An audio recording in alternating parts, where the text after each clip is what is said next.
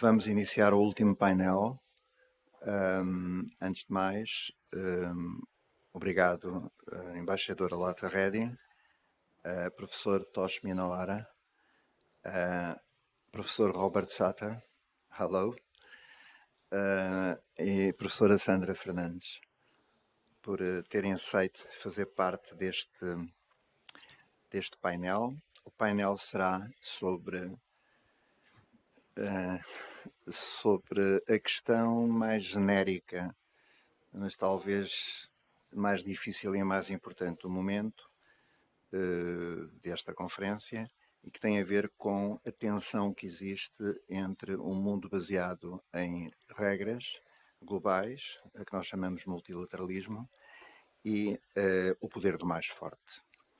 Nós sugerimos no programa que iríamos, de certa maneira, conversar sobre de que maneira é que a rivalidade entre as potências está a subverter o multilateralismo, e não é só sobre não é só das grandes potências, é também das potências emergentes, e de certa maneira também na construção de cada vez mais polos que nós estamos a existir de diversos tipos no mundo, se na verdade um mundo multipolar é algo que está no horizonte, se a possibilidade de um mundo multipolar,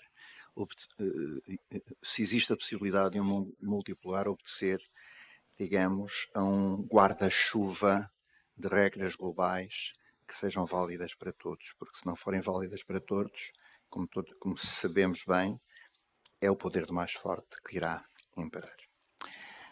Muito bem, eu sem mais passo a palavra à Sandra, que vai conduzir esta sessão, e retiro-me para o lugar. Muito boa tarde a todos e a todas.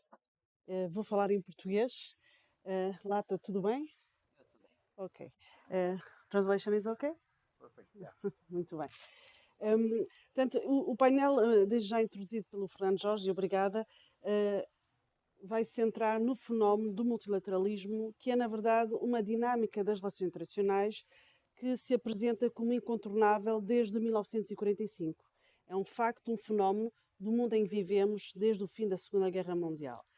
E tem sido não só um marcador da realidade internacional, como também modificou a natureza das relações entre os Estados, mas não só entre Estados e as suas populações. E, portanto, parece-me que isto tudo é muito visível desde 1945 e que, com o fim da Guerra Fria, houve uma disseminação ainda mais patente deste fenómeno que é altamente institucionalizado no sistema internacional. E os Estados, mesmo os mais poderosos que não gostam do multilateralismo, não o conseguem contornar. Não é? Cada vez menos foi possível aos atores estatais, até os mais poderosos, contornar esse fenómeno do multilateralismo. No entanto, se nós olharmos para a versão histórica de referência desse fenómeno, que são as Nações Unidas, nós percebemos que há uma relação muito forte e que o título do painel sublinha de forma muito oportuna, uma relação muito forte entre a política de poder e o multilateralismo. Não é? Portanto, há aqui um jogo que contribui tanto para o reforço como para a diminuição das instâncias multilaterais. Com o fim da Guerra Fria, a visão realista das relações internacionais e, em particular, do multilateralismo, ficou cada vez menos convincente, porque tornou-se cada vez mais difícil olhar para o multilateralismo como um simples instrumento de articulação dos interesses dos Estados. O fenómeno, aliás, na literatura académica, é visto cada vez mais como pertencendo à pós-modernidade das relações internacionais. Ou seja, o multilateralismo apresenta-se como uma forma mais económica, mais utilitária, mais capaz de gerir de forma eficiente e partilhada aquilo que o poder, a potência, não consegue resolver ou até arrisca-se a agravar. Portanto, é nessa dimensão que o multilateralismo ganhou, se quisermos, contornos de pós-modernidade, não é? Pós-Estado soberano, digamos assim. Falar do multilateralismo é tentar defini-lo, e é um autêntico alvo em movimento, porque tem sido muito adaptável, e em particular no século XXI. Mas aquilo que nós temos como definição comumente aceite daquilo que é o multilateralismo é que é uma forma específica de juntar atores internacionais para apoiar vários elementos, apoiar a cooperação, apoiar princípios de não discriminação, reciprocidade difusa, ou seja, jogos de soma positiva, por oposição a jogos de soma nula, e apoiar estruturas generalizadas de cooperação e, sobretudo, institucionalizadas. Ou seja, colocando de forma muito simples aquilo que o multilateralismo tem sido, não é, ao longo da sua evolução desde o fim da Segunda Guerra Mundial, aquilo existe porque existem muitos problemas que não se podem resolver a nível nacional. Não é? Portanto, os problemas são verdadeiramente internacionais e apelam a formas de solução que ultrapassem as formas clássicas. Olhando agora para o século XXI, para o nosso tempo, e é isso que nós vamos analisar aqui, debater neste painel, nós temos observado que as tendências internacionais têm apresentado padrões muito fluidos, não é? Ou seja, cada vez menos previsíveis. E temos elementos que têm impactado cada vez mais e de forma surpreendente as estruturas de governação global, como a personalidade dos líderes, os mídia, é? Têm sido aqui novos atores, digamos assim, desse jogo no âmbito da procura de estruturas de governação global. No entanto, se olharmos para o século XXI, parece-me a mim, e aqui os nossos panelistas vão concordar ou discordar comigo, que as práticas multilaterais apresentaram-se como um fenómeno de continuidade, de permanência e de estabilidade. Ou seja, têm-se mantido. No entanto, aconteceu fevereiro de 2022, não é? Há um ano atrás, e há aqui novas expressões sobre estas grandes tendências que marcam o multilateralismo no século XXI. E julgo que, no tempo presente, a crença nos efeitos positivos das interdependências está a ser substituída pelaquilo que se chama hoje o regresso da geopolítica, o regresso da competição tradicional entre as potências do sistema internacional. E daí resulta um paradoxo que vem, de alguma forma, contrariar o lugar do multilateralismo como central e, sobretudo, a sua capacidade de adaptação. Portanto, esta forma institucionalizada de cooperação está hoje debaixo de uma pressão muito séria e desafiada para continuar a servir como um instrumento de governação global. Portanto, a questão que eu dirijo ao painel, e irei primeiro passar a palavra ao Bob, que está à distância, depois à Latha e depois ao Tosh. A mesma pergunta que eu vos dirijo inicialmente é como é que vocês se posicionam perante este paradoxo em constante evolução. Ou seja, por um lado, a procura, a necessidade de normas comuns que sirvam às necessidades dos povos num planeta comum, não é? É algo de cada vez mais premente, mas, por outro lado, a maquinaria geopolítica, ou seja, a lógica da política de poder, ainda governa a cena internacional e até está hoje de regresso. Não é? Temos aqui este paradoxo.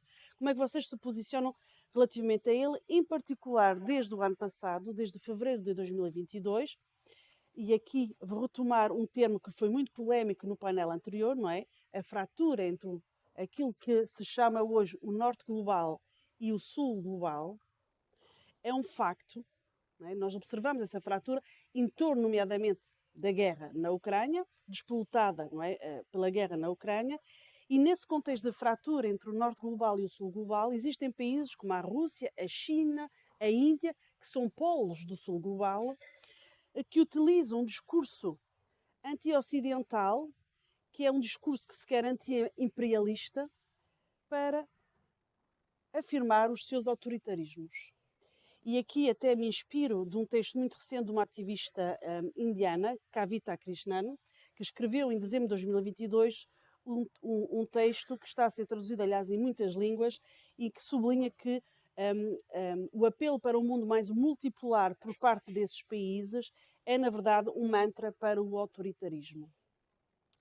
Portanto, a grande questão que eu vos deixo, então, e dirigindo primeiro ao Robert Sutter, ao Bob, que está à distância, é o que é que vem a seguir? Que formas de multilateralismo vão sobreviver e podem sobreviver neste novo contexto internacional que em grande aceleração coloca essas expressões que eu tentei sublinhar de forma muito sintética. Eu agora vou aguardar que consigamos ver o nosso convidado. Hi, Bob. Bem-vindo. Did you get the translation?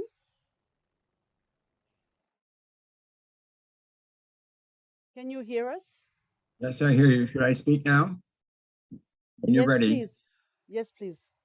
Okay, thank you very much for this very thoughtful introduction. I'm speaking from Washington, D.C. area. And in Washington, we have a very different perspective, it seems to me, which emphasizes this competition among great powers. And this is something that predates the Russian invasion of Ukraine by far. Over the past 5 years, policymakers in Washington, both in the Trump administration and in the Biden administration, have been working very closely with bipartisan majorities in Congress, to defend America against a whole range of challenges coming from China, the Chinese behavior. And I'm not sure if you're aware of this, but this is something that's taken very seriously by the United States. This is the #1 priority in American foreign policy today. And that is, how do we defend our country and our interests and those of our partners and allies? How do we defend that in the face of these Chinese challenges? And the Chinese challenges are many, but you can group them in 3 areas. The first one is strategic. The Chinese seek dominance in Asia. They do this at others' expense. And it comes at the expense of the US allies and partners in the region. The second is Chinese economic practices. These economic practices are very counter to prevailing norms in the liberal economic order. They are designed to help China to aggrandize great power and wealth at the expense of many others, including the United States. It disrupts the system completely and changes it completely if it succeeds. And the third is in governance. And the disputes that we have with China over governance are very strong. And the Chinese want an order that would be very different than the order that prevails today.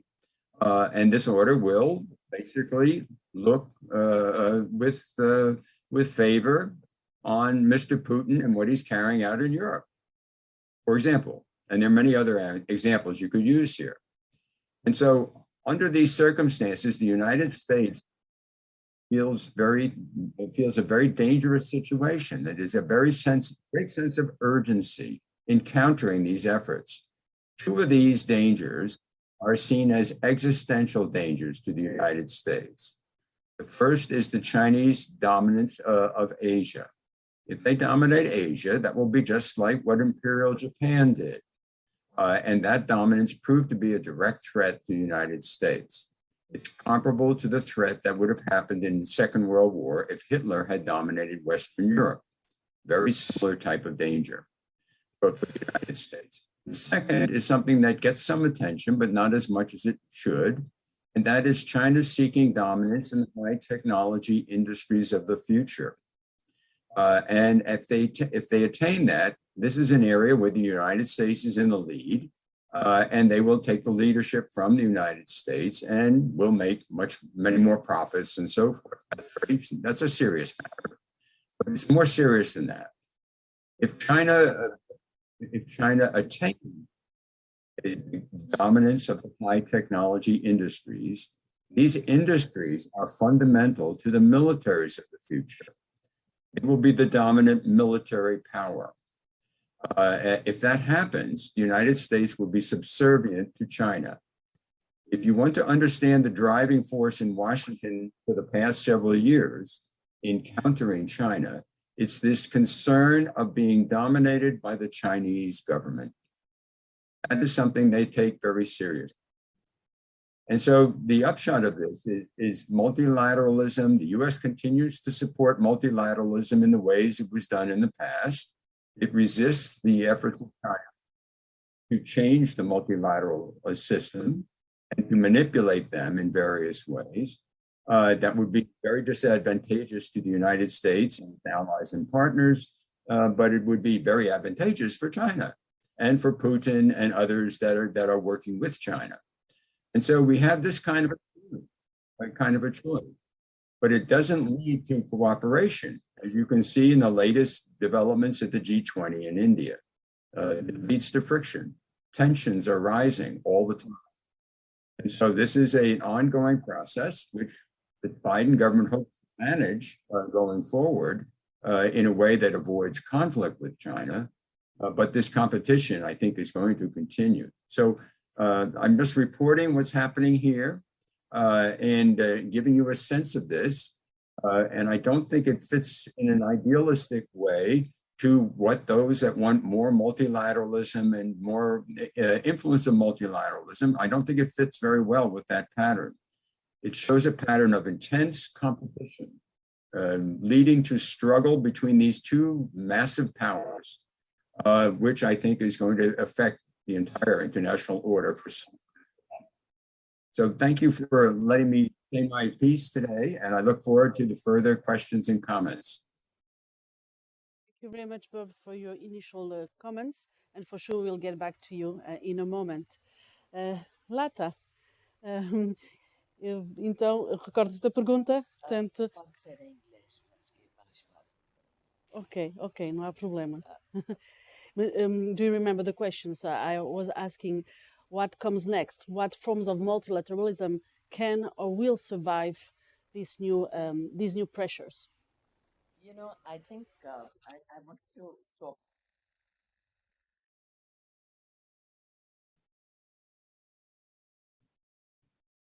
I want to talk a little bit about what's happening in India right now, because I think in a way that answers the question, because as you know, the G20 preparatory meetings are going on in India at the moment. We've had some difficulties in reaching agreement, both in the G20 finance ministers meeting, as well as in the G20 foreign ministers meeting. And in fact, we had to come out with a chair's summary, that is the summary prepared by our foreign minister, because there was no agreement possible between the members of the G20. And I think that very clearly shows that a great power rivalry, in a sense, trumps multilateralism, because G20, and I think this is where we have to talk about universal multilateralism as opposed to selective multilateralism, because ultimately, when people have a different understanding of multilateralism. Some people see a multilateral body as only the United Nations, which has all the countries of the world as members. Other people see multilateralism as a grouping of like-minded countries. And technically speaking, the second definition is correct, because multilateralism is when any group of countries gets together with a common objective. But in my view, that is not fully representative of universal agreement. So, in a sense, the UN would be where it would happen. So, apart from that differentiation, which I wanted to make between the different kinds of multilateralism, I think the problem is that obviously it's because of great power rivalry, because there's Russia and China in the G20. There's also the US and major European powers and their allies in the G20. And that is what, in a way, blocks the common agreements from emerging, whether at the finance ministers level or the foreign ministers level. Remains to be seen whether at the G20 summit, which is due to be held in September in India, whether we'd be able to come up with a solution for these issues. But on the other hand, we need economic engagement, multilateral economic engagement, as well as political engagement in organizations like the United Nations, like WTO, and other international groupings. I'd like to also talk a little bit about my own experience, both inside and outside government, on negotiating norms, since you raised the question of norms. When I was in government, I was the permanent representative to ESCAP in Bangkok. So that was more soft power questions than hard power questions in a way, because there were a lot of developmental issues and other issues. I was also representing India in the International Atomic Energy Agency, where we dealt with nuclear issues. Also on outer space, in the Office of Outer Space.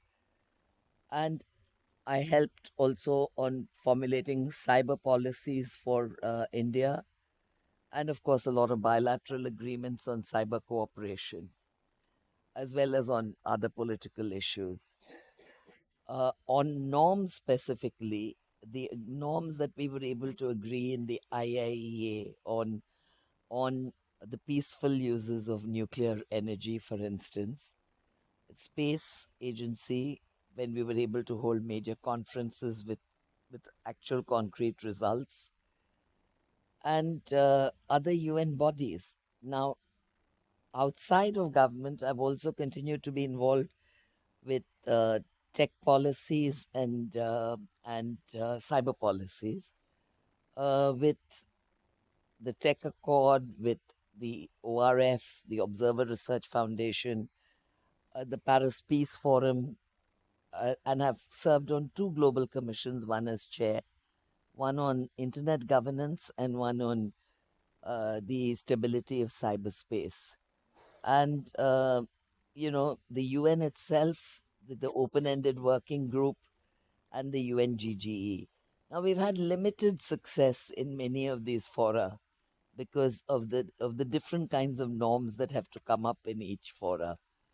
But I think to give up on negotiation and the path of dialogue would be a mistake. We have to continue to speak. And many people say that 1991 to 2008 was the golden age of globalization. It was when the world seemed to be relatively at peace, and there seemed to be a general embracing of global supply chains, of the fact that countries could work together. But then came the financial crisis of 2008, and side by side, there was the increasing rivalry between the US and China. And of course, the crowning glory has been the Russian invasion of Ukraine. So, what happens now to that whole globalization system? Global supply chains have been disrupted. We heard about the problems with wheat supplies, etc. Faith in globalization has been shaken. And because nationalism has surfaced more to the forefront, and I think narrower alliances, like-minded groups, seems to be the name of the game today, rather than trying to achieve universal consensus on many issues. There's no prospect of great power tensions disappearing in the near future. India also, you can argue, is part of great power rivalry, because certainly with China, we have some very major differences. And also, I would again refer to Fernando Cardozo's question here and say India does see itself as aligned with the global south in a certain sense, and there is a global south, because ultimately the definition of the global south is countries whose per capita income is below a certain level, and the global north is seen as countries where the per capita income is above a certain level. Now, whether within those societies there is equal distribution of wealth is a different question. And I think as far as China is concerned, the sources of the rivalry between India and China have been the border question, of course, but also some struggle for emerging as major Asian powers, which in a way ties into what Mr. Sutter was talking about, which is that China would like to see itself as the sole dominant power in Asia. And certainly the US would like to see a more balanced equation emerging in Asia. And that, to a certain extent, accounts for the growing and closer relationship between India and the US. But India and China are also now opposing each other in multilateral forums, which was not the case earlier. For instance, in the nuclear suppliers group, China would prevent India from joining the group. In the Belt and Road Initiative, India has consistently refused to join it. And on the RCEP, in the Regional Cooperation Economic Program in with Southeast Asia and the other partners of the East Asia group, India has not agreed to join that group either. So China-Pakistan relations continue to be another irritant between India and China. But both countries at the same time work together in the Shanghai Cooperation Agreement. We are partners in Russia, India, China agreement, in the grouping. We are partners in BRICS. And also the China-led Infrastructure Investment Development Bank, we continue to be active in that. But we are also pursuing other groupings. We are very active in the Quad, and we are certainly got a very strong relationship, growing relationship with both the US and with Europe. And so India has been engaging with multiple groupings and multiple countries. And India can't just be the representative of NAM or the global South. You know, it is too large in a sense to act only for one grouping of countries. India wants and needs the UN, wants and needs the G20. We are invited also to the G7 meetings. And we use organizations like the Financial Action Task Force, the FATF, to act against terrorism. So India is spreading its involvement in a sense between all these groupings, and it shows the structural imperatives of today's world's politics, in my opinion. We must cooperate with adversaries and defend our national interests. But alliances and agreements of various kinds are needed and pursued. And finally, I just want to touch very briefly on the phenomenon of strong world leaders. As you've all seen, you've seen President Xi, you've seen President Erdogan, you've seen Prime Minister Modi, you've seen formerly President Trump, President Bolsonaro of Brazil, and the President of Hungary. And there seems to be a hunger in the world today for very strong leaders. And is that really in favor of globalization, or is that in favor of national interests, is the question.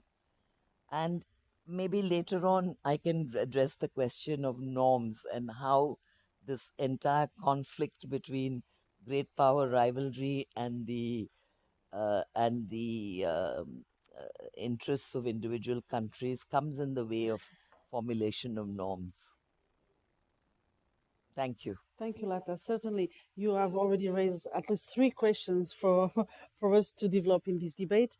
But before we address them, and they are certainly very interesting, and this focus on India and Asia was very interesting to underline the complexities of multilateralism today, connected to the defense of national interests. So, but before we move to that part, I would very much like to hear Tosh on this. Thank you very much, Sandra. And I first would like to, of course, thank the organizers of the Lisbon Club to allow me to participate and speak to you today. And I also need to thank the audience for still hanging in there. It's been a long day, and so I know we're all fatigued. But let me tell you, my internal clock is now 2:30 a.m. So I'm bringing forth all my energy that I have to make this a lively discussion, and hopefully, I'd like to make it provocative so that we could have a nice, engaging debate afterwards. Now, Sandra asked the question, what kind of multilateralism will survive in the future? And that's a question that I can't answer because I have no idea what kind of world we'll be living in next year. Who knows? We talk about Cold War 2.0. I mean, you can't rule out the possibility that this could escalate into a global war 3.0. So, and if there is a major war, if Putin is calling this his special military operation, if that becomes a full-fledged total war, then I think many forms of multilateralism will cease, and we will see different types of multilateralism in the security realm, which will replace it. But I do know for a fact that Portugal is very fortunate. You're fortunate, first of all, in your geostrategic location. You don't have any enemies that I know of who plan to invade Portugal. You don't have any countries that fire missiles across your country, right?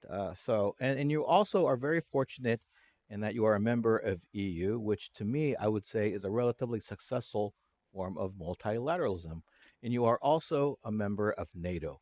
Again, a very successful multilateral grouping. Now, the nature of the two are a little bit different. NATO was successful because you had very strong leadership by a very powerful nation, and that was the United States. And the United States made a very important paradigm shift in its policy. Initially, it was with President George Washington, no entangling alliances. That's why America didn't join the League of Nations. Yet, with the end of World War II, it realized that it had to take the initiative, had to take a lead in reshaping a world so that peace and democracy can prosper. And so the United States changed its policy and really acted unilaterally to create this organization that still exists to this day. EU, different because it was European. And therefore, the United States did not play a role in this. But you had the two major countries within the EU, Germany and France, setting aside their differences, reconciling, because they saw a greater good in combining their strengths to create a unified Europe. And, it was a long, drawn out process. Unfortunately, Britain decided to leave. But still, I think it's a very successful grouping. But is this the case in Japan? And unfortunately, no, because in Japan, what remains very dominant, and of course, Japan sees the importance of multilateral institutions. There's no doubt, because it's very seldom that one country could solve the problems that it encounters. It needs friends, it needs countries that see on the same terms, right? So, and especially when it comes to global issues like the environment and whatnot, it goes way beyond your borders. But I'm talking, I'm not an expert on multilateralism, but I do security issues. So let me talk from this vantage point. And when it comes to security, and I think many of you will not argue that security is a core national interest.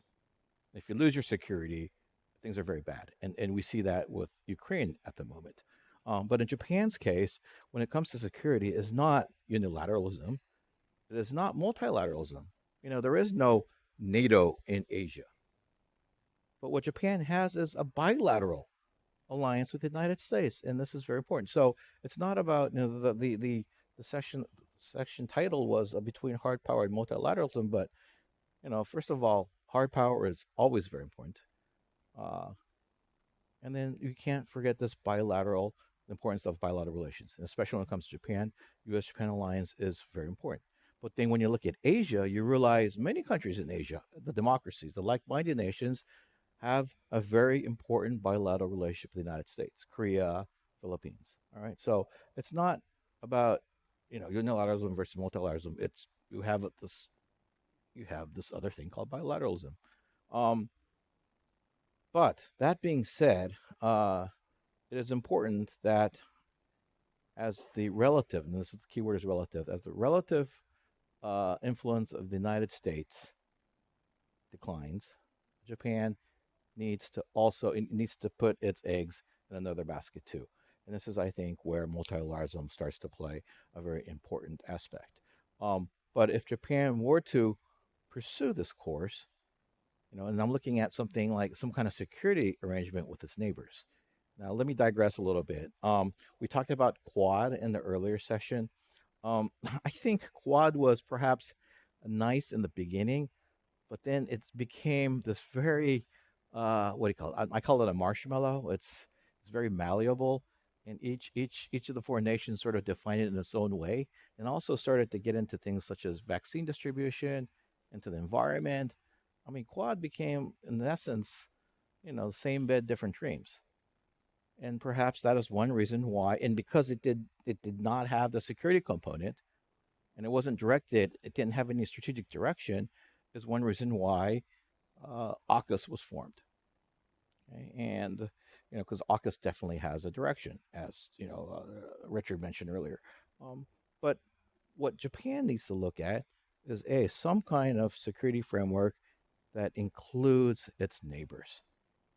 And for Japan, the big question, actually, it's two entities. One is South Korea. To me, it's like France and Germany. They need each other. They realize they need each other. Yet there's these differences, which Japan and Korea have not yet overcome. But these two countries bickering only benefits China.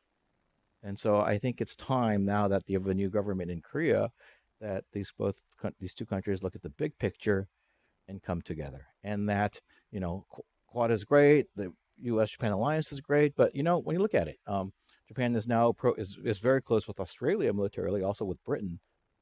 But like it was said earlier, there's distance. For Australia to come to the aid of Japan, that's going to take time. That's going to be very expensive. When you look at the relative military might of Australia, there's only so much that Australia can do. Britain was just surpassed by India, as in GDP. Again, it's very, very far. So rather than seeking friends, it's good to have friends, no doubt, but rather than seeking friends afar, why not establish very strong, associations with your neighbors? And if you have more than three, it's multilateral. So I'm here looking at for Korea, and then why not Taiwan? And Taiwan, it gets very, very sensitive for Japan, especially, and because Taiwan is not recognized as being a sovereign, independent nation, and so there are very limits as to what Japan can do. But then again, look at the realities. If Taiwan becomes a part of China, then the security realities of Japan's southwestern flank is turned upside down. And this is to the detriment to Japan. So Japan needs to do everything it can to prevent this. So it needs to, in a way, it's very delicate, to be able to assist Taiwan and have some kind of, I don't want to say security assurances, but at least know who's there in Taiwan in the military. Right now there's no military hotline between Taipei and Tokyo, but why not? Right now, when the Chinese fighter approaches the Japanese islands off of Okinawa, very close to Taiwan, the Japanese fighters scramble, the Taiwanese fighters scramble. But the two fighters can't communicate, the pilots can't communicate with each other. That's a serious problem. I was friends with the commander of the radar base on Miyakojima, which is an island close to Taiwan. She actually has to go to Tokyo, and Tokyo has to contact the base in Taipei, and then the Taipei base communicates to the pilot in the air from the Taiwan side.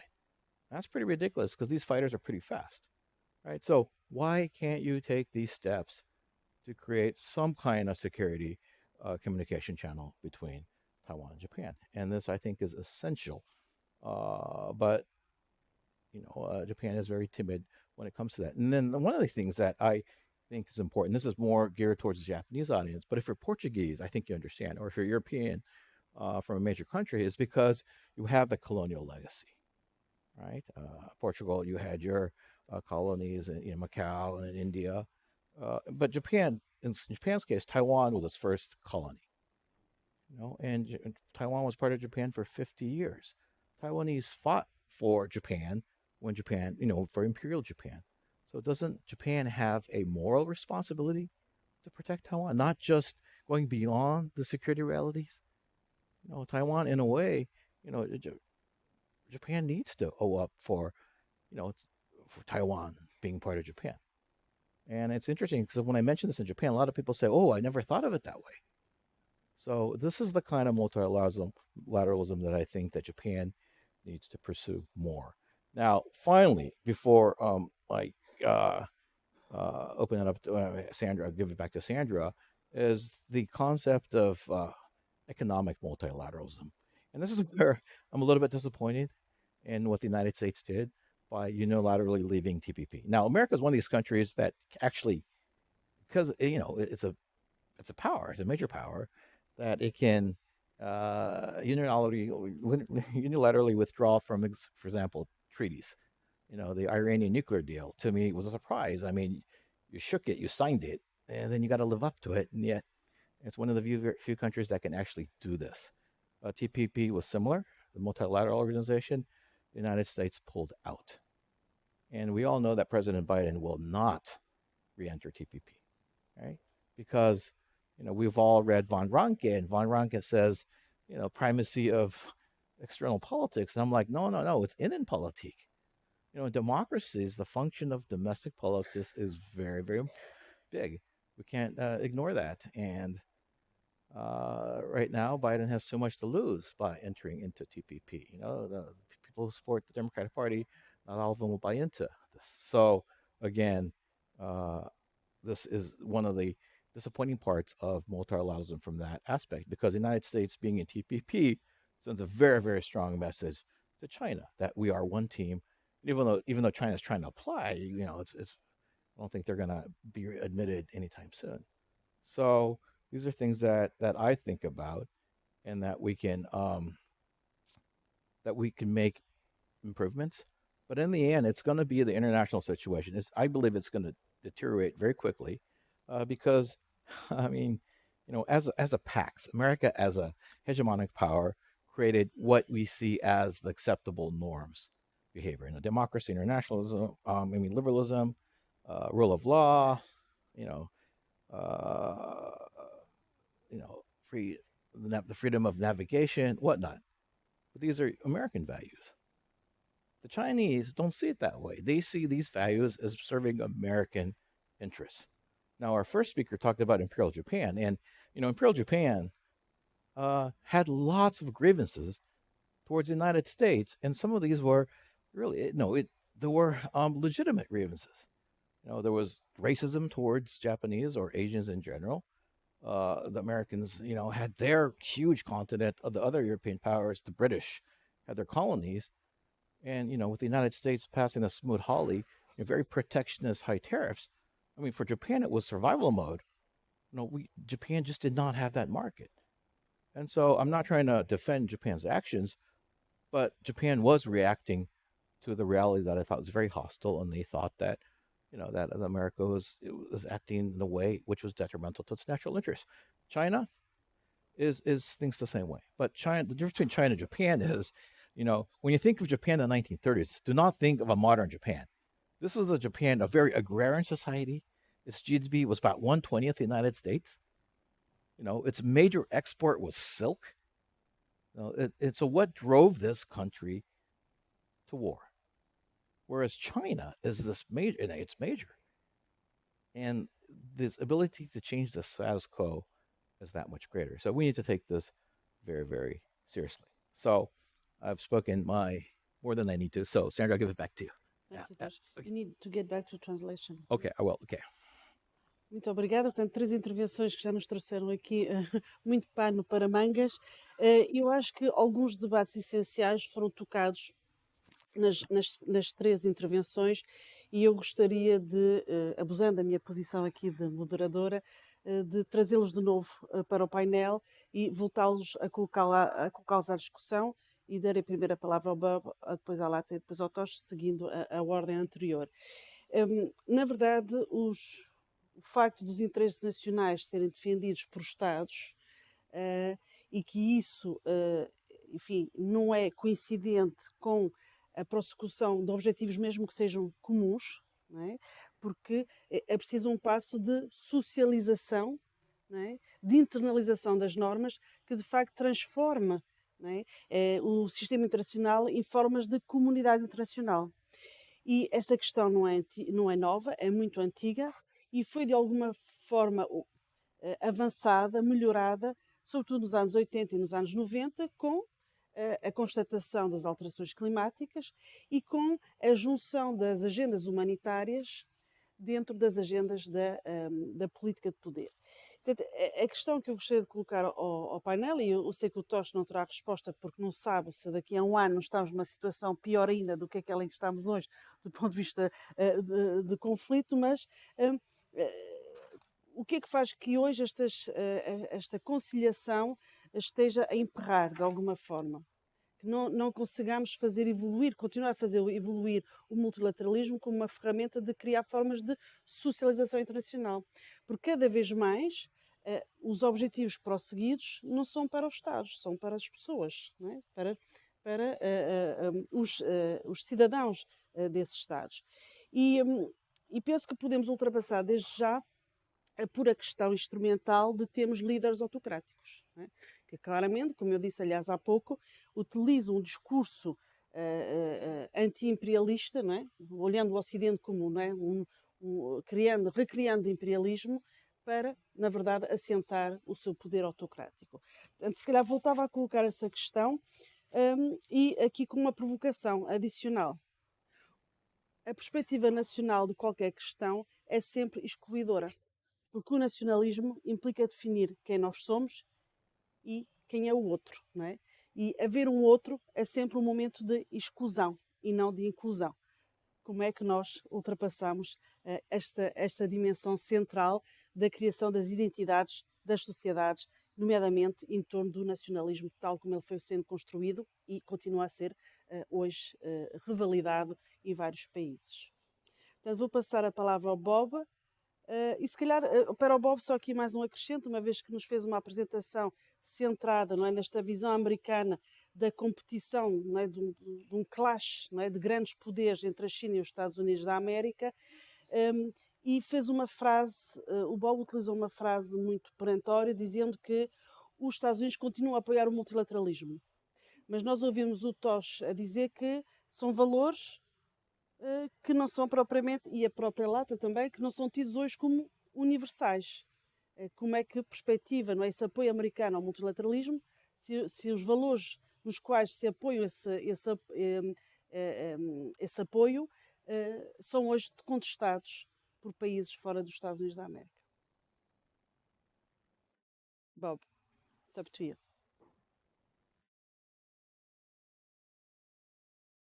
Unclear on the question, but directed to me. My point is, my basic point is that there has been a liberal order in the world that the United States fully supports and wants to keep and preserve, if it can. And it's all those factors that our speaker from Japan emphasized. Those kinds of values are very important for the United States government, and they sustain that. And what we see is China changing that in various ways. And China's approach to the international order is designed to create an order that would legitimate China's expansionism, legitimate the Chinese economic practices that have been extremely disruptive to the international economic order, and will allow for countries to be supported, like that are various, like you're talking about these authoritarian leaders. China's interest in dealing with much of the world relate to Chinese interest. And if China doesn't have particular interest in a country, well, then if that country, if that area is dominated by has a major power that wants to expand its nationalistic approach, and they take that as a given and will work with that in the future. They won't oppose it, And so now, and Mr. Putin is emblematic of that kind of behavior. And so I think you get a sense of how the existing order is being challenged, and the U.S. is working hard to preserve the existing order. But it's difficult at this point. And I think that this is part of the competition between the United States and China, and the U.S. is competing pretty hard. But the existential threats, as I mentioned earlier, are in the security realm and in the realm of high technology. Those are, I would say, higher priority for the United States. But as you can see, the overarching concern is the U.S.-China competition. It's multilateralism is something that may help. How this all fits into this desire. Bottom line here, let me just try to be a little more blunt. America is trying to defend itself. And in that kind of context, the idea of an ideal order, the ideal of accommodating all these other countries, you do that when you need to defend America. But defending America often involves just other things and not that. And so I think it's the priority of multilateralism as an ideal form of international governments. It's a great idea, but we're not in a position right now to deal with that very, very quickly. What we're dealing directly is defending America from the Chinese challenges after neglecting those challenges for over a decade. So I think that's the basic point I would make here. It's not that Americans would oppose doing this ideal order if we could possibly do it, but it seems so unrealistic at this point from the American priority, given the American priorities in dealing with international affairs today.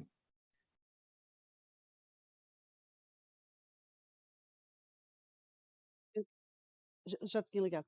Obrigada, Bob, pela clareza do seu argumento e do ponto que faz.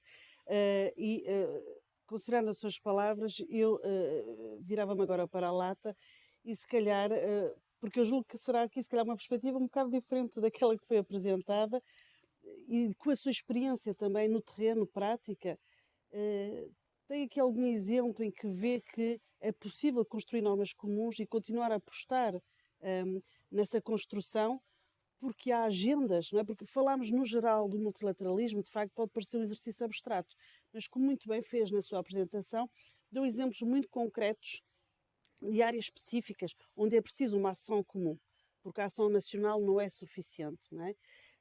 Não sei se gostaria, uma vez, porque também frisou há pouco, gostaria de falar um bocadinho mais sobre a questão da criação das normas, talvez gostasse de pegar por aqui. É só uma sugestão, Latha.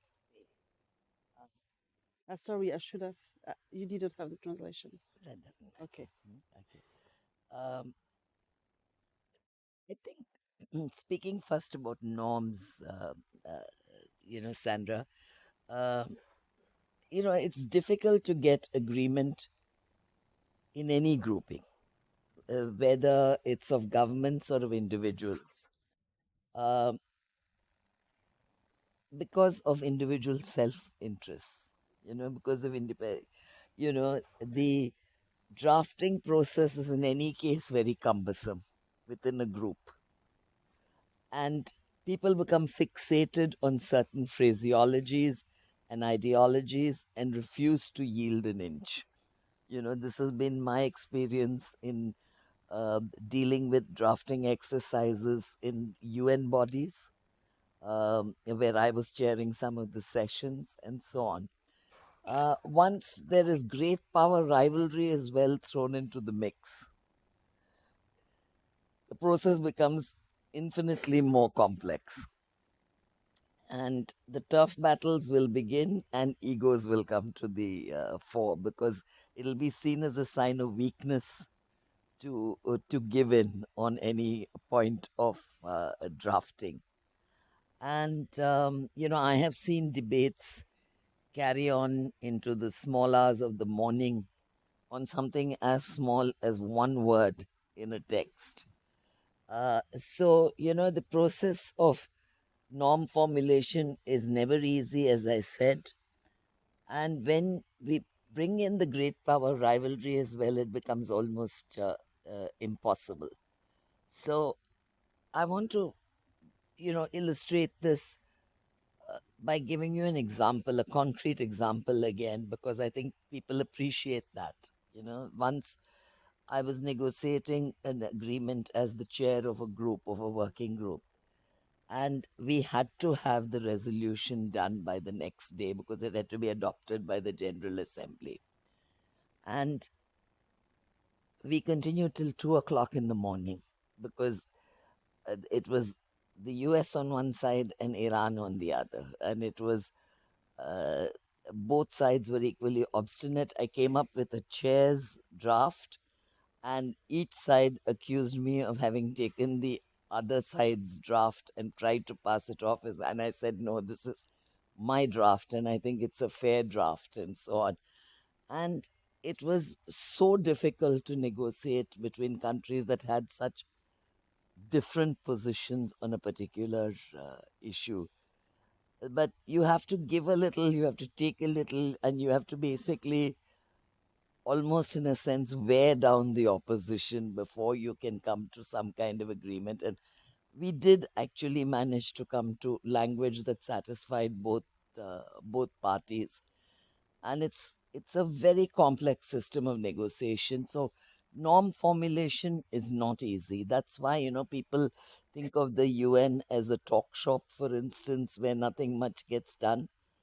But it is ultimately a feeling of great achievement when you can agree to language on a norm and you can adopt it. So that is one part of the process. I take it that the first part of the question you asked me is about a different viewpoint from Mr. Sutter's viewpoint, right?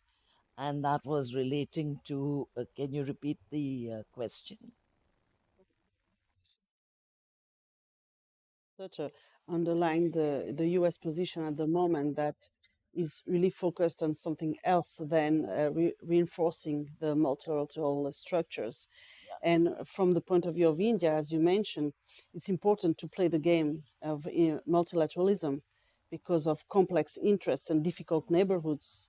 And that was the question I was asking, how from India you see this kind of perceived well, also the fact that we remember, for instance, the big Biden's conference at the beginning of the presidency, a big talk with the allies to gather around the values, the liberal values. This is something, the glue that is not sticking really well today. So that was a bit about that as well, to hear your view on that. I think the point is, I think we come back to the question of strategic autonomy here. It's not always possible for two countries to agree on a particular approach in which fits all cases, right? It would be at times important to take a different viewpoint on a particular subject, depending on who your opposite number is. And that may seem like opportunism. That may seem like you are just, sort of tailoring the response to fit the particular circumstances. But it is actually protecting your national interest. And exactly the same way that the US will protect what it sees as its national interest, India will protect what it sees as its national interest. For instance, when, let's say, hypothetically, if the US were to tell India to take a very tough stand against China, the question is that when the chips are down, what would happen if India challenges China and China retaliates with force? Who would come to your rescue in that case? Is it not better in that case, from India's point of view, to avoid an escalation and to enter into a negotiation rather than adopting a tough position? So I think it very much depends on what each country sees as its strategic autonomy and its national interest. So there are bound to be differences in approach between different countries. Yeah. it's a case-by-case situation, Yeah. and also despite the fact that last year's events in Europe have shown how leaders can take some decisions and to play with escalating risks. But this is a view from the practitioner, so this is really interesting, this idea that you don't really discuss interest, you discuss positions to get to some compromise. Tosh, you focus pretty much your intervention on security, and it was very interesting, this idea of getting it well with the neighbors at first hand. I don't know if you were inspired by my question, or if you would like to follow on your take on that. Interesting discussion that we're just currently having. But again, it's I think Europe does some things really well, and it's one is getting along with neighbors that historically did not see eye to eye. So again, that's something lessons to be learned. I would sort of disagree on the fact that the United States is acting unilaterally, and Bob said that America is defending its interests. But I think the United States also has this concept of enlightened self interest. So, I would say America is not just about America, it's about maintaining the liberal international order. And you see this through this war in Ukraine, the American intelligence sharing, through G7, convincing Germany that it should give its Leopard 2 tanks. I mean, I think America is being a team player. And here, I'm not trying to defend American actions, but um, it's something that we need to give more credit to. And one of the questions, and then I know in certain parts of the world, there's lots of resentment to American haughty behavior, arrogance and whatnot. I get that. But one of the questions that I'd like for us to think is, will the world be a better place with America or without America? And despite its flaws, I mean, there are some, that I think America does a good job of maintaining the order. I mean, had during the Cold War had the Soviet Union won, do you think we'd be happier? And I don't think so. And another thing is, I think what's really different, fundamentally different than the Cold War, is the Cold War was, I mean, Japan's policy was a member of the West, and that was true for most of Western Europe, if not all. But now, in today's world, you have the so-called rise of the rest. So you have countries like India, Brazil, Indonesia. I mean, these are giants. They're democracies, yet they're more concerned at their own stage of development in their narrow national interest. It's not about enlightened self-interest. It's not the win-win big picture, and I understand that as well. But it changes the nature of the game. I believe there's this third grouping, and their importance is increasing. So when we talk about multilateralism, I think we also need to think about how we encompass this group, because the way they deal with Russia is quite nuanced. It's different, and they're with us, yet they're not.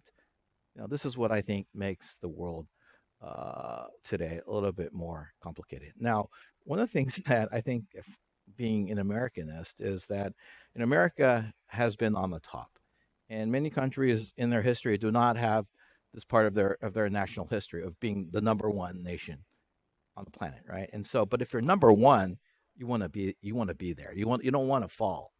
And so I think it's part of the American DNA to want to maintain that position. And so the American experiment needs to continue.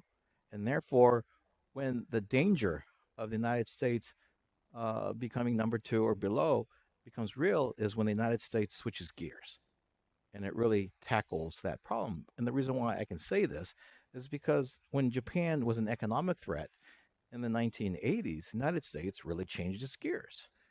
And the semiconductor agreement and the voluntary export, it did everything in its power to sort of eliminate Japan's the threat of Japan from an economic perspective. And therefore, I totally believe Bob when he says the United States is serious about taking on the Chinese challenge.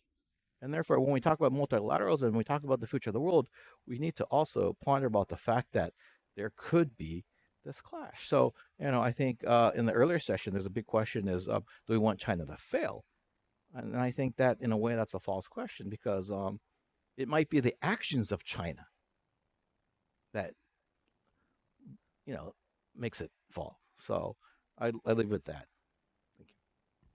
Thank you very much, Tosh. Just a precision. I was not saying that the US were being too much unilateralist. I was not saying. I was just trying to find a way through more creative diplomacy for bigger consensus around common values. That was my point. Well, just to let you. Desculpa em português. Tenho que falar português. You need to get back to translation. Sorry. Vamos ter algum espaço para perguntas, mas relativamente curto, porque a senhora Ministra está a chegar e tem uma agenda, enfim, muito, muito apertada, muito controlada. Portanto, vou acolher 2 perguntas, por favor, e peço desde já desculpa porque é provável que sejamos interrompidos. Portanto, vamos tentar aproveitar o tempo que temos para questões. Portanto, aqui, Luís Tomé, por favor. Onde está o microfone? Aqui à frente. O senhor na segunda fila, aqui à frente, e depois temos uma terceira atrás. Eu não sei se levantou a mão primeira, peço desculpa, não vi, mas 1, 2, 3, e entretanto se houver 4 ali. Ok. Thank you very much, presentations. I don't think I've been quite so depressed for such a long time. What I've heard are essentially a set of self-fulfilling prophecies. There seems to be no willingness to think about how, notwithstanding the genuine problems we face, we can't kickstart little bits of progressive multilateralism anywhere. Let me give you one simple example and put it as a question to Robert Sutter. In the multilateral economic context, the WTO is the principal institution.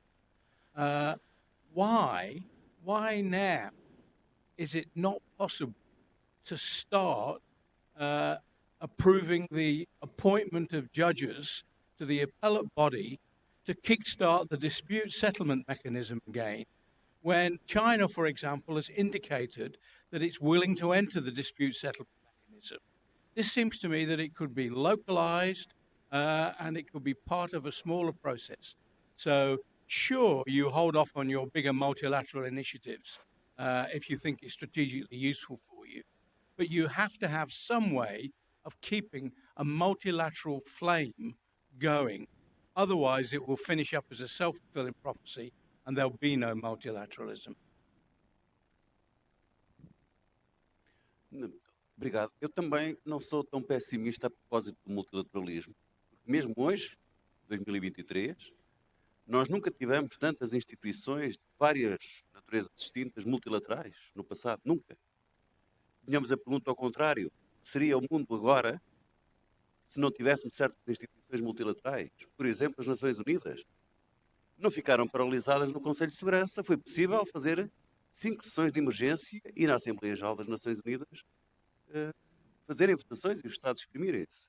Agora, as organizações, as instituições multilaterais são de facto que as partes dos Estados-membros fazem delas. Mas o meu problema não é a ausência de multilateralismo. É que nós temos muitos tipos de multilateralismo e é cada vez mais à la carte. E não é o problema das normas. Porque todos afirmam a validade da Carta das Nações Unidas. Só que alguns afirmam uma coisa e fazem outra. O problema não é a questão das normas. Eu acho que há normas internacionais e continuarão a existir organizações multilaterais globais.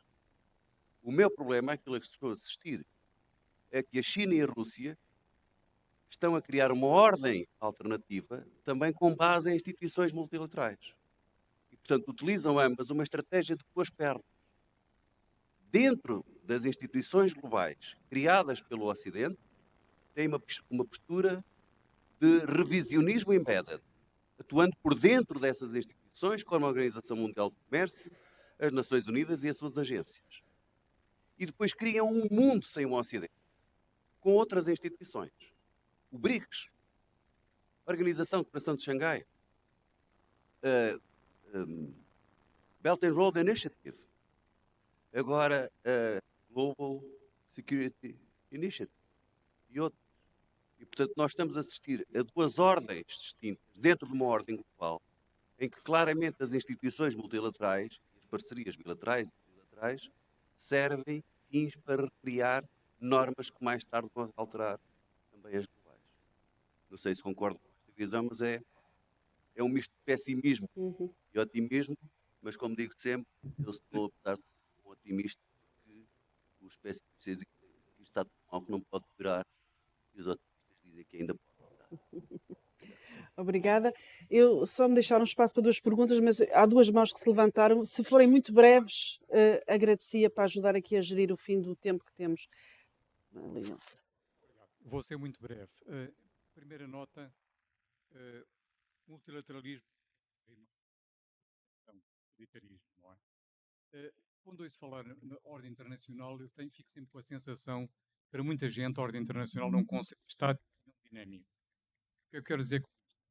Muita gente pensa que, passado este período, vamos voltar ao status quo ante. Pode aproximar o microfone, por favor. Ajudava. Obrigada. E não será assim. Quer dizer, é uma ordem que é evolutiva, há uma dinâmica. Evidentemente, a ordem que existe neste momento tem que ser desafiada. Agora, pode ser desafiada de duas maneiras. Pode ser desafiada de uma forma ajustando os interesses nacionalistas, quaisquer que eles sejam, chineses ou outros, ou pode ser ajustada de acordo com os sentimentos que devem prevalecer e que se vão conciliar dentro da comunidade internacional. O que nós não podemos aceitar é que haja um Estado que havia duas ideias de multilateral diferentes. Pois o risco é justamente esse. Quando há duas paralelas, retas paralelas, elas só se encontram no horizonte. Neste caso, não se encontram no horizonte. Encontram-se numa bifurcação e, a certa altura, temos um estrondo, temos uma explosão. Portanto, o que nós temos que pensar aqui é que nós devemos promover os valores que existem e aqueles que são emergentes, mas não devemos estar a fazer olhos, não devemos ser silenciados relativamente às ideias dos outros.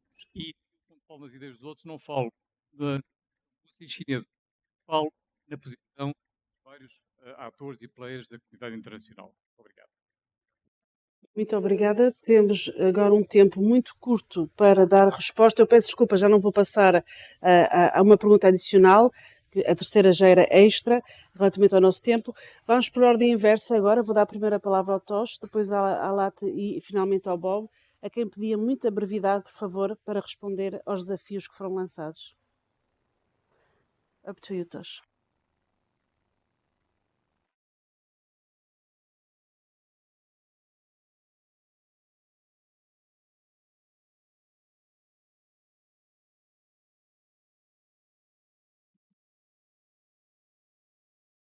So, with very limited time, so I just want to impress upon you that I'm not against multilateralism. I totally understand the importance that it has and the problems that it can solve.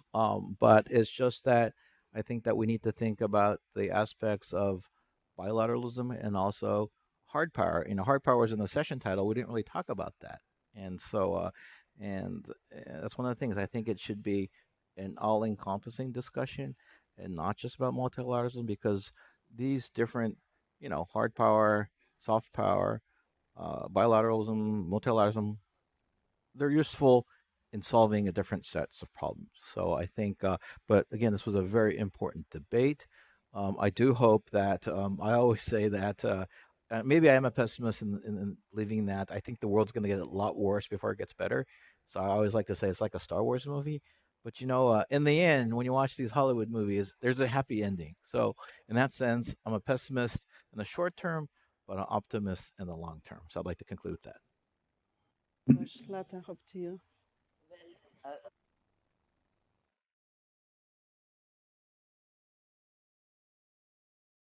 I personally think that there are grounds for optimism. I would agree that certain multilateral institutions are doing well, and there's prospects of achieving some agreement in them. And I don't think we should give up on multilateralism at all. I'm a strong believer both in multilateralism and what I call multi-stakeholderism. That you need to bring in people at all levels and with different kinds of expertise. I think at the same time, you know, I also agree that we shouldn't differentiate or make value judgments about when to use multilateralism, when to use hard power, when to use soft power, when to use smart power as well, which is another term that was coined by Joe Nye.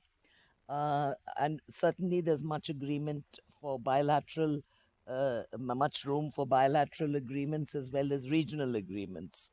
The EU is a stunning example of a successful regional agreement, for instance. ASEAN has been another very good example. So I think there's place for all kinds of groupings. There's a room for all these things to coexist side by side. And we certainly shouldn't ever close the path of peace, dialogue, and discussion, because that would be a very fatal way to go. Thank you very much, Latha. Bob, I give you the final word very, very briefly because we need to engage in the closing session, please. Great. I've worked for Congress for a long time. I know how to be brief. On the WTO dispute, I don't know the details of that, but in general, I think there's a lack of faith in the WTO as far as China is concerned. All these bad things that China is doing, the WTO was very ineffective in dealing with them, and for a whole range of reasons. These are often hidden things that they do, coercion. So these egregious actions are not dealt with by the WTO. So the way it is today is not ideal at all for the United States. I think the comment that that China and Russia are developing an alternative set of organizations is a very good point to remember. And therefore, all these different multilateral groups are going to be competing with one another, if you see what I mean. This division dispute we're having with China is going to, it's part of that type of competition. And so there'll be competition in existing international organizations as well. So for example, Southeast Asia, both China and the United States are competing for influence with ASEAN. And they both say ASEAN central to the region. And so that pattern is what's happening. So what's dominant there? Is it multilateralism, or is it the competition of the US and China dominant in that situation? I think you can judge it in different directions, different ways. But what I see is that this competition where it prevails is very important. And I think that multilateralism as something that is an ideal is that where everybody will get along and everything, I think is remote at this time.